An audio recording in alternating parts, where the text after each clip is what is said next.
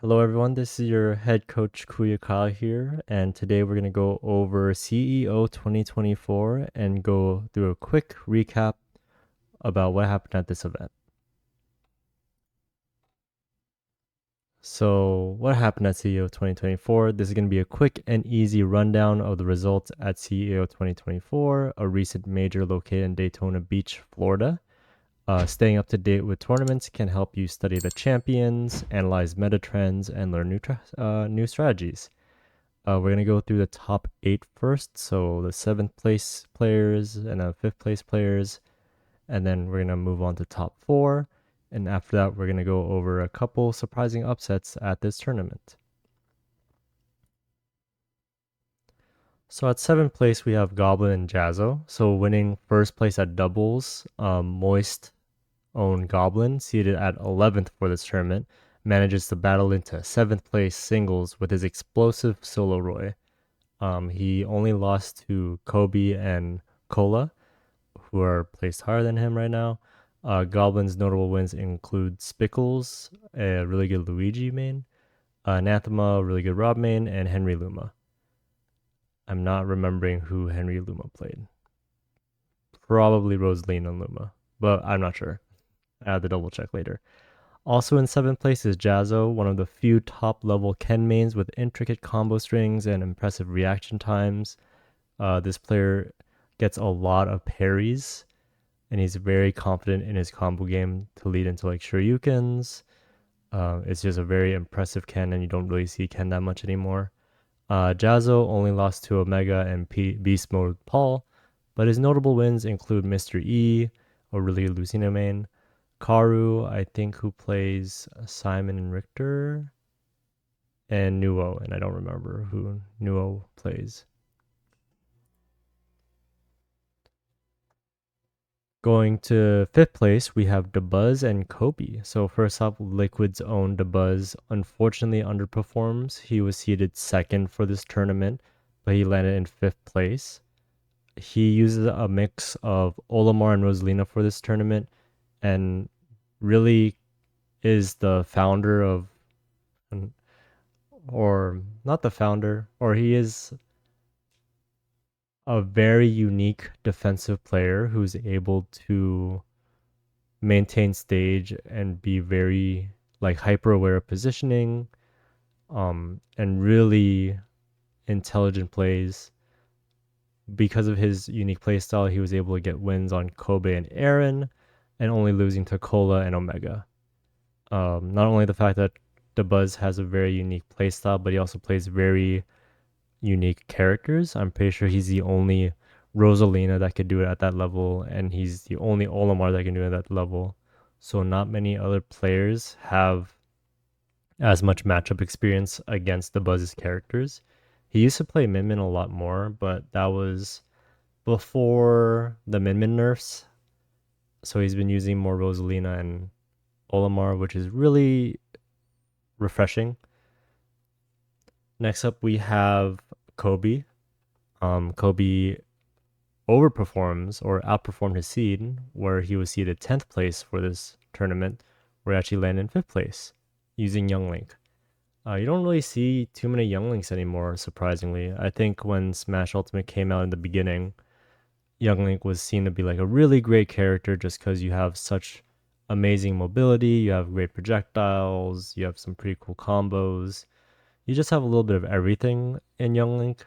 The only problem is that he does have a lack of range, disregarding his projectiles. Like his normal attacks are a bit stubby. His recovery can be a little predictable. Like you do have your up B for spin attack and your grappling hook to grab the ledge. And he could struggle to kill sometimes. He doesn't have many super raw killing moves, not much with very high knockback. Like sure he has very great combos, but if your opponent gets to like a awkward percent, you have to find like really weird hits to like net kills. Although Kobe was dropping some games to BeastModePaul and Dabuz, Kobe's use of evasion and projectile mastery shine through to take sets off of Goblin, Henry Luma, Oshawott or Osh9, and MPG. Goblin's the Roy player. I forgot who Henry Luma plays. Osh9 is a Mii Brawler character who we'll talk about later. And MPG, who is a really good Mega Man main. All right, now we're going to the top 4. So first off, we're going to talk about Solo Joker Omega. Omega finds himself making some of the best upsets where he was seeded 8th for this tournament, but actually achieved 4th place at CEO. He's very efficient in advantage, so his combos are always on lock. So he knows whenever he lands X move, he knows to do X, Y, and Z right after. He's very aware of when he has an opening and how to push that as far as possible. But something that not a lot of people think about when playing Smash is actually your disadvantage. So when you're in a tough situation, like you're trying to recover or you're being juggled or comboed, Omega has a very creative disadvantage state where he picks very unorthodox recovery options to help him get back onto the stage so that he can start his combos again. His mastery of Joker is undeniable, and I'm really glad that we were able to showcase that at CEO. Although Omega lost to Riddles in top 24, he was able to make a really good losers run streak by upsetting both Jahzzo and Dabuz in the lower bracket, only to fall to BeastModePaul. So if you're a Joker main and you need some inspiration, definitely check out Omega's games because his movement, his gun usage, his combos, all of that was just packaged into one very talented player. Next up, we have BeastModePaul at 3rd place. This one is also a pretty big upset in my opinion, where he went on a pretty legendary run, achieving 3rd place when he was seeded to be 5th place. Piloting Hero, which not a lot of people, well, there's a good chunk of Hero players, but there's not a lot of top level Hero players that make it to top 8. So seeing BeastModePaul make it was very surprising to say the least. He definitely deserves it just because he puts a lot of work into practicing. And he does kind of built his own playstyle with Hero instead of being like a very campy, run in the corner, look for spells, and fight then.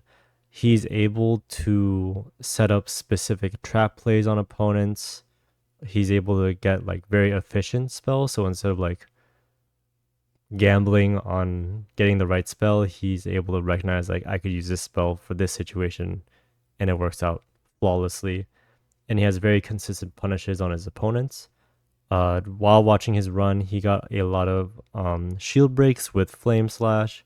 He got a lot of big punishes with Snooze. And he's able to intertwine both aggressive spells with his buff spells. So like Bounce, Oomph, Psych Up, Acceleratle, all that good stuff. And being able to seamlessly weave between different spells while keeping a lot of pressure on your opponent made Hero look like an S tier character. BeastModePaul was able to beat Jahzzo, Kobe, and Omega, and he only lost to Riddles twice. So he lost to Riddles in the upper bracket and got knocked down, and only lost to Riddles again when they met at losers finals.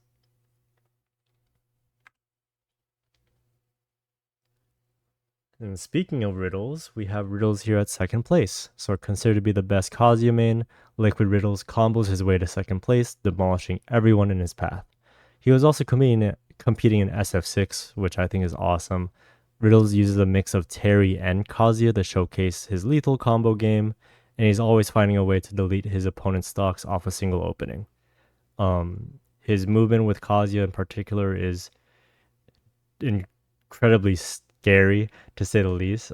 Being able to crouch dash through a lot of things. We're getting very consistent electric wind god fists, and able to get very punishing combos from very unassuming moves. Usually you'll think like Kazuya's combo starters are like down throw or electric wind, but Kazuya, or not Kazuya, Riddles is able to find these openings with mostly any move, which is very terrifying.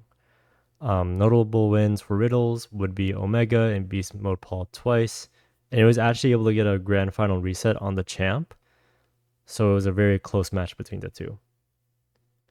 And your CEO champion is Kola. Moist Kola is your CEO champion, piloting Roy for the whole tournament.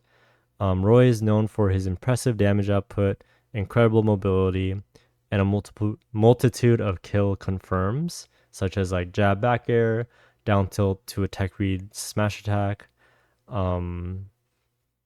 jab into side B, falling nair into anything really, forward tilts, just a lot of raw kill power. And Kola is able to manages to control the pace of the game while overwhelming the opponent with his relentless aggression. So he will really push as much as he can once he finds his combo starter. So he could like juggle you way more than you would think that he could. He'll use platforms to extend his juggles. He'll try to read your defensive options and hit you with a really meaty punish like a side B or a side smash. And it's really awesome to watch such like proactive gameplay be rewarded with first place. Most people do give Smash Ultimate kind of like a bad rep for being more campy or more projectile focused, but seeing Kola stand out on top, beating everyone in his path, including Arsenic, MVD, an amazing Snake player, Goblin, a fellow Roy player, Dabuz, who I think went Rosalina against Kola, I'm not too sure, and beat Riddles twice to get this championship under his belt is just astounding. It's amazing. So kudos to Kola.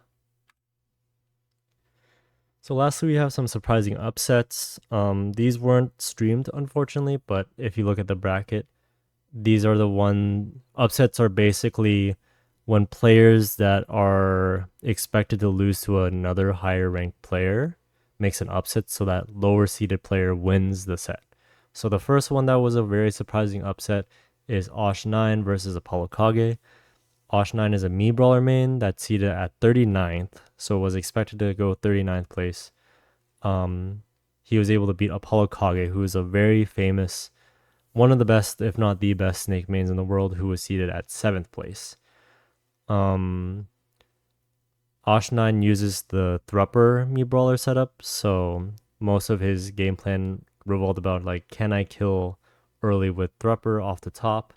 And I think Osh9 was able to like discover these cracks in ApolloKage's defensive gameplay and able to land these lethal combos to be very efficient and kind of scary for the snake.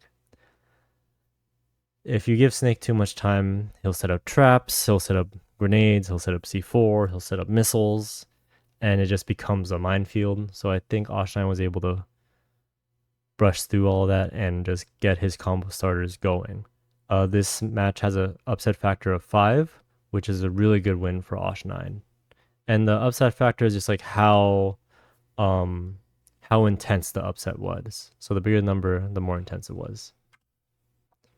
And the other surprising upset that I want to talk about is Lipden versus Sonido. So Lipden is a Wario main who was seated at 92, so expected to place 92nd. Won a really close 3-2 set over Sonido, who's a Sonic and Snake main who was seated at 12th, which is pretty wild to think about on paper, where a 92 seed took it over a 12 seed.